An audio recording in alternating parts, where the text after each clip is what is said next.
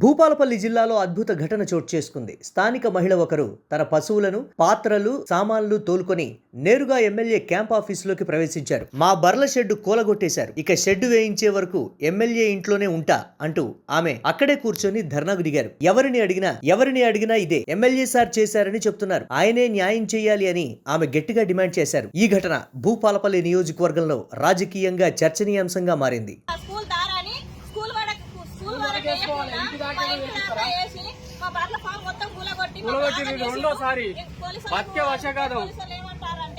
MLA సారే మమ్మల్ని కులగొట్టమని చెప్పిండు, కమిషనర్ కూడా చెప్పిండు అని చెప్తారు. కమిషనర్ దగ్గరికి పోయినాం, కమిషనర్ దగ్గరికి పోతే అది మన టీపీఓ మున్సిపాలిటీ నుంచి వెళ్ళి